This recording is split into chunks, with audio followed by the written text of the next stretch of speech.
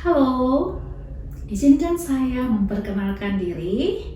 Saya Sonda Manurung, dosen di program studi keperawatan, Fakultas Keperawatan dan Kebidanan Universitas Binawan. Pada video pembelajaran ini, untuk memenuhi persyaratan sertifikasi dosen dalam pernyataan diri dosen dalam unjuk kerja Tridharma Perguruan Tinggi atau PDD UKTPT dalam bidang pengajaran.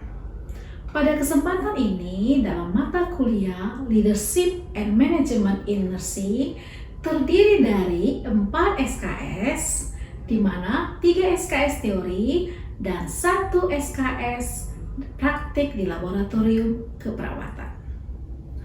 Fokus pada mata kuliah ini adalah mempelajari cara mengelola sekelompok perawat dengan menggunakan peran dan fungsi manajemen untuk dapat memberikan asuhan keperawatan pada klien pada tatanan pelayanan keperawatan di tingkat ruang rawat di rumah sakit.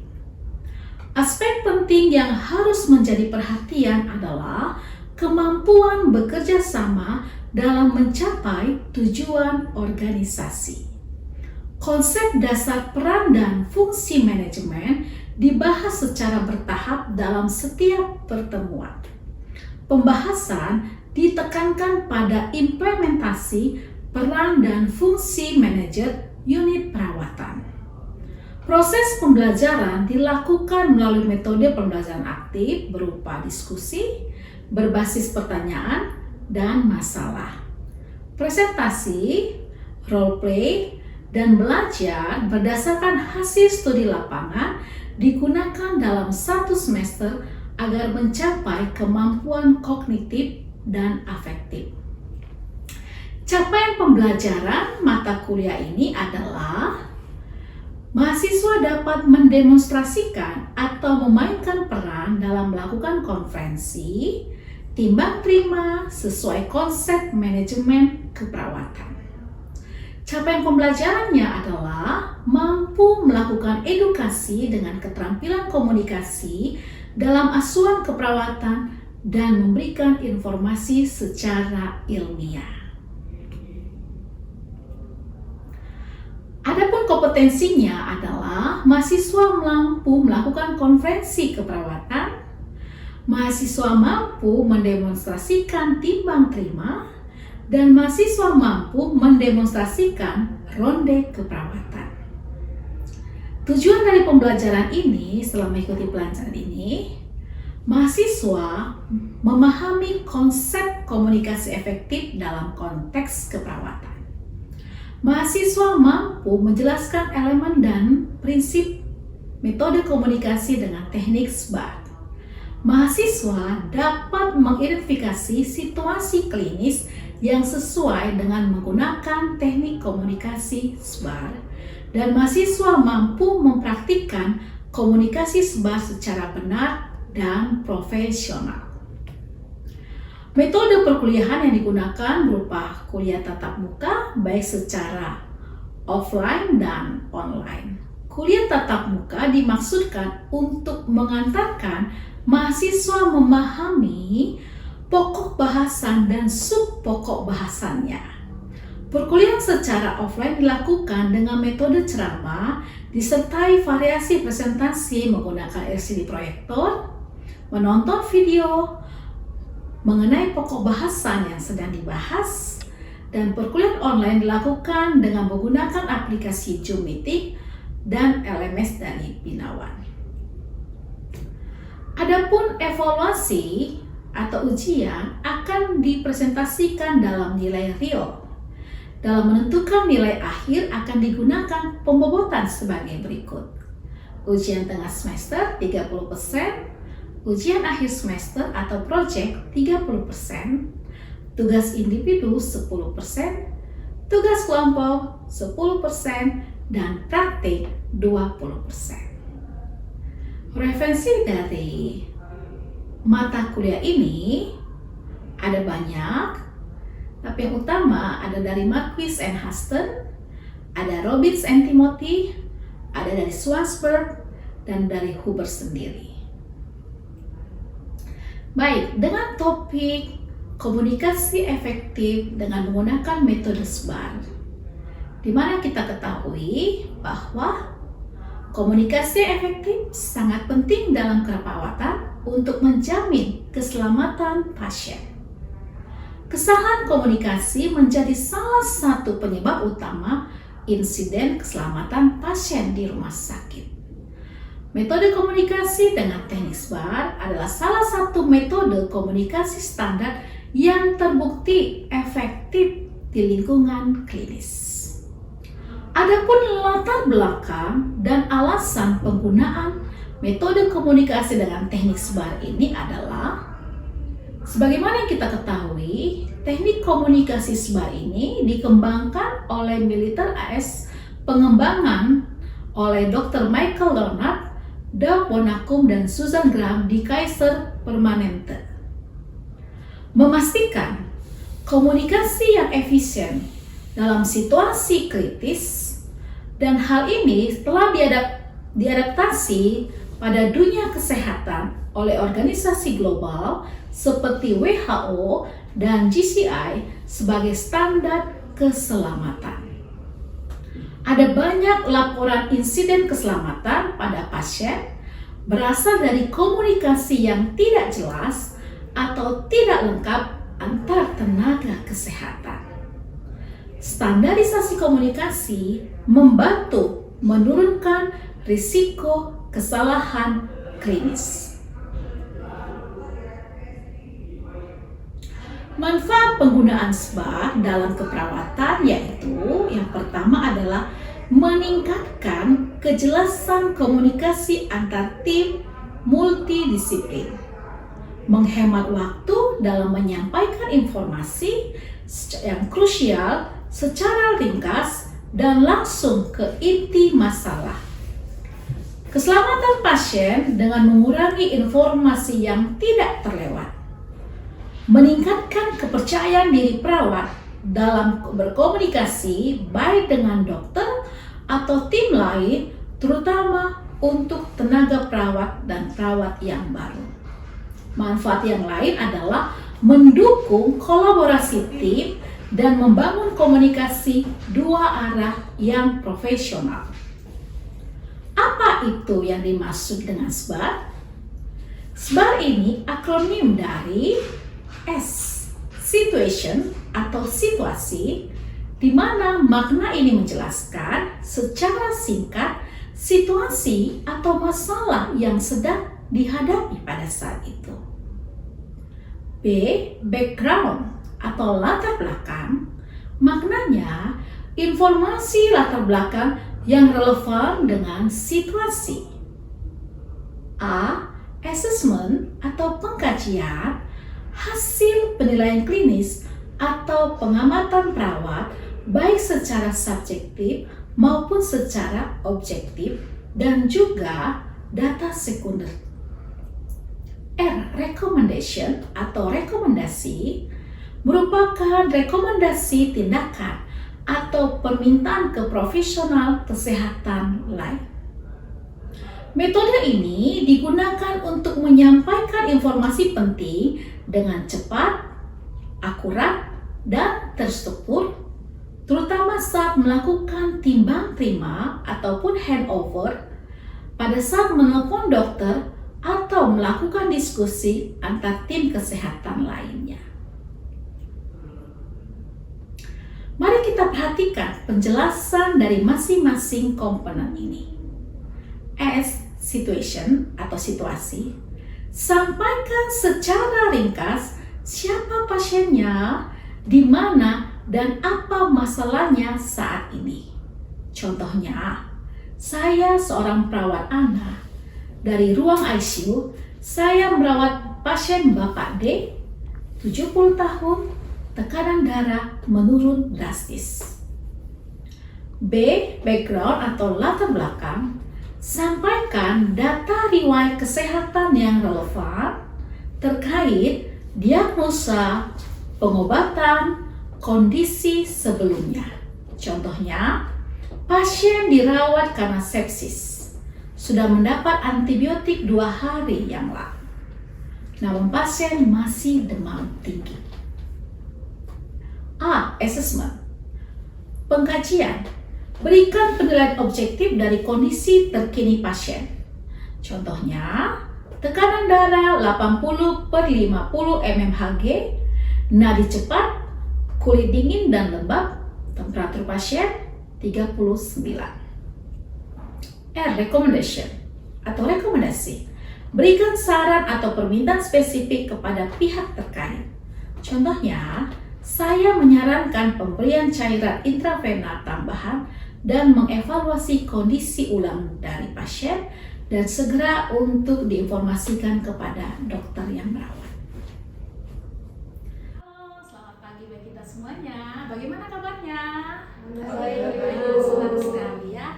Hari ini kita akan pelajari satu topik tentang komunikasi efektif dengan metode SBAR. Seperti yang sudah kita sampaikan beberapa waktu yang lalu. Nah, nanti akan mahasiswa melakukan role play, tapi sebelumnya kita akan memberikan informasi mengapa teknik komunikasi dengan SBAR itu sangat penting dilakukan pada perawat ya. Sebagaimana kita ketahui, komunikasi yang efektif sangat penting dalam keperawatan untuk menjamin keselamatan pasien. Kesalahan komunikasi menjadi salah satu penyebab utama insiden keselamatan pasien di rumah sakit. Nah, metode SBAR ini adalah salah satu metode komunikasi yang standar dan terbukti efektif di lingkungan klinis.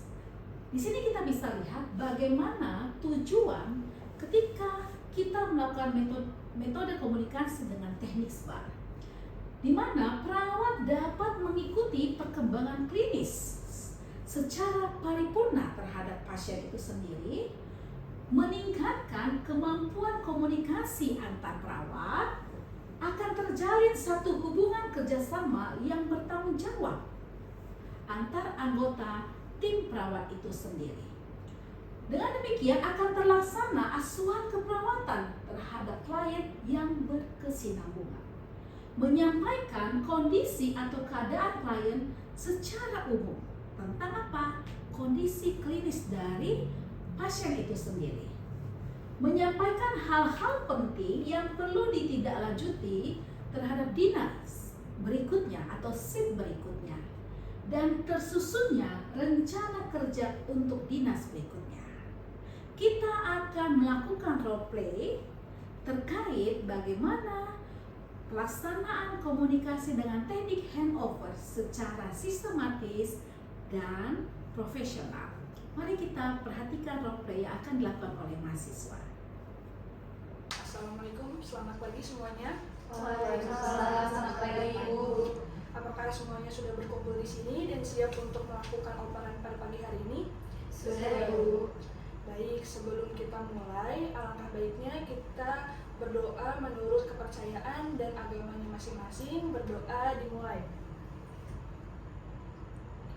Amin. Baik, kita mulai saja ya. Silakan Nurse.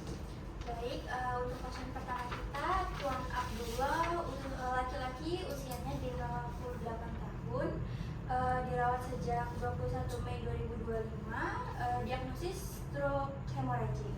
Pasien masih dalam kondisi hemiparesis sisi kanan. Tuan Abdullah ditemukan jatuh di kamar mandi oleh istrinya. Dari riwayat hipertensi kurang lebih 20 tahun tidak terkontrol. Pasien masuk dengan GCS 14, tekanan darah 160/100, dan kelemahan ekstremitas kanan.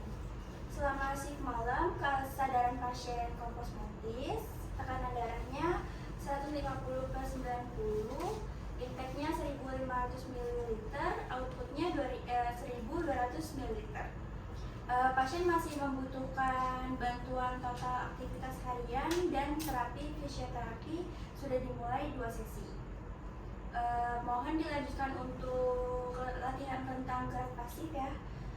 Pantau tekanan darah per 4 jam serta pastikan posisi pasien berganti 2 jam untuk cegah detritus. Baik Nurse, untuk mobilisasi dan periksa tekanan darah terakhir di jam berapa ya? Baik untuk mobilisasi pasif dan periksa tekanan darah itu terakhir di jam pagi tadi. Baik nurse, akan kami lanjutkan untuk mobilisasi pasif dan periksa tekanan darah. Terima kasih ya nurse. Terima kasih kembali ya, Mas. Baik, selanjutnya pasien kedua, Nyonya Rina, perempuan, usia 66 tahun, dengan DM tipe 2 tidak terkontrol.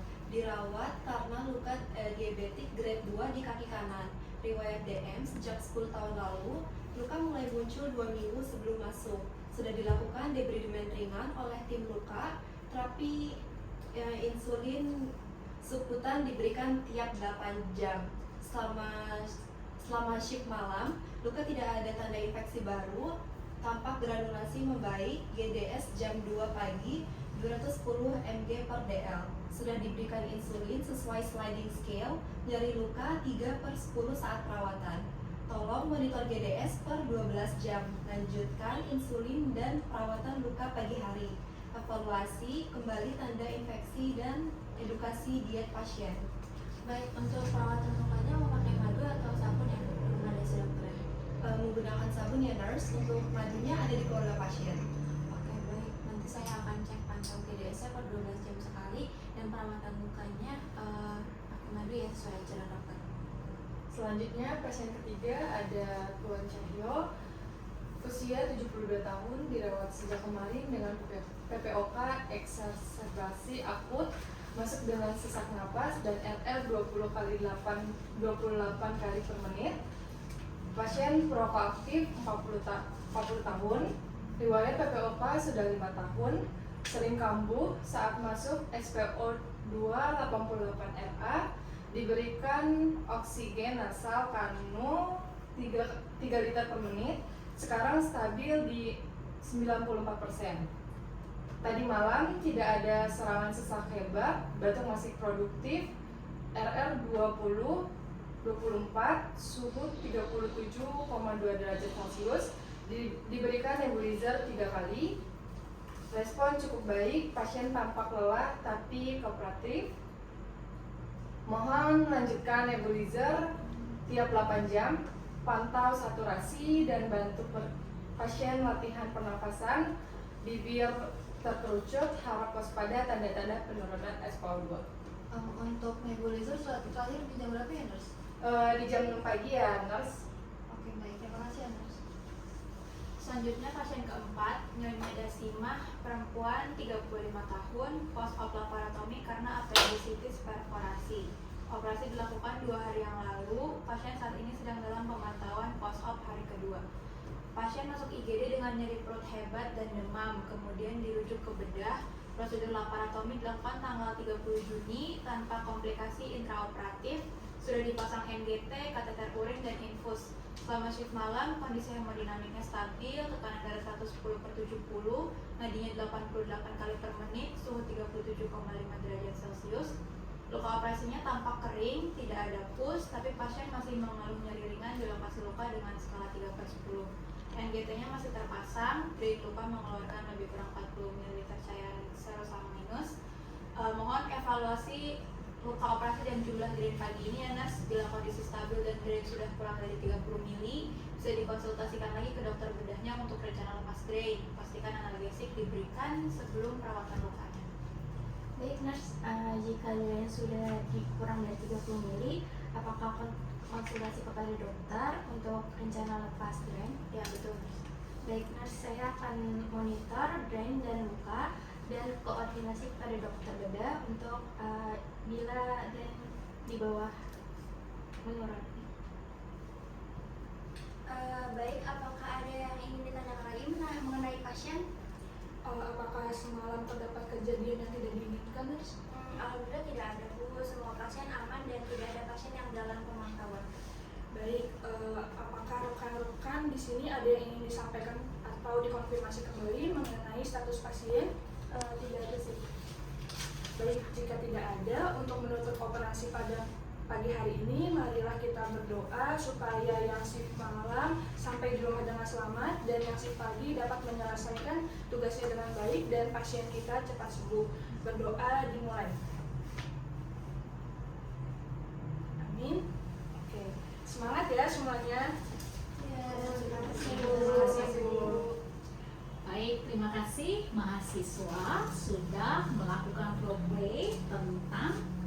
timbang terima atau handover pada saat ini. Ya. Nah, ketika kita sudah melakukan role play tadi, adakah hal yang ingin ditanyakan oleh mahasiswa terkait role play yang telah kita lakukan? Baik Bu, izin bertanya Bu, pada situasi klinis komunikasi SBAR apakah terdapat masalah atau tidak ya Bu? Terkadang sering ya ada terdapat masalah. Contohnya nih ya, kesalahan-kesalahan yang sering terjadi, ya informasi ya tidak terlalu detail dan tidak relevan. Nah, kalau ini kira-kira apa solusi yang bisa kita lakukan ya? Fokus pada informasi yang berkaitan langsung dengan kondisi pasien. Jadi kalau hal itu tidak terkait langsung, ya kita tidak fokus pada itu. Meskipun hal itu sudah kita catatkan dalam medical record pasien.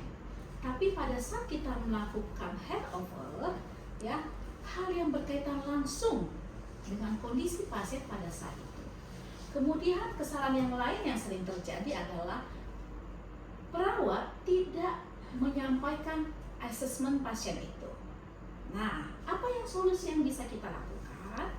Berikan penilaian secara profesional meski dalam kalimat yang singkat. Ingat ya, kalimatnya singkat. Kemudian hal yang lain yang sering ditemukan adalah ya ragu memberikan rekomendasi. Bagaimana solusinya?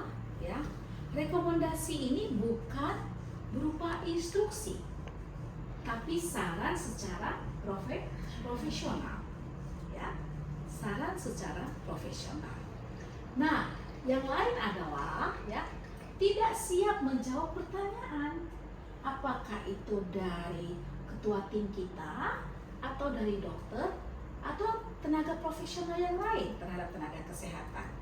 Mengapa? Ya, solusi yang ingin kita lakukan adalah ketika kita harus siap menjawab pertanyaan, berarti kita sebagai seorang perawat yang profesional harus menguasai data dari pasien kita. Data secara subjektif ataupun objektif ataupun data pendukung sebelum kita menyampaikan komunikasi sehingga tidak ada data yang terskip untuk kita sampaikan. Nah, bila hal ini sudah kita pahami dan sudah kita kuasai, maka ketika kita melakukan timbang terima atau handover di SIP itu, maka informasi yang kita sampaikan adalah secara sistematis dan dan profesional. Ya, itu yang bisa Ibu sampaikan. Baik, masih ada yang mau ditanyakan? Saya harap kita bisa memberikan komunikasi yang efektif dengan metode SBAR. Mari kita latih ya supaya kita menjadi perawat yang profesional. Pada kesimpulan pelajaran kita pada saat ini dan bisa kita ambil dari refleksi, yaitu komunikasi efektif dengan metode SBAR meningkatkan efektivitas komunikasi dan mengurangi potensi kesalahan. Dapat digunakan oleh seluruh tim kesehatan dalam berbagai situasi klinis. Dengan melakukan latihan rutin dengan teknik SBAR akan memperkuat kepercayaan diri dan profesionalisme oleh perawat itu sendiri. Demikianlah video pembelajaran ini. Terima kasih. Binawan University makes your dreams come true.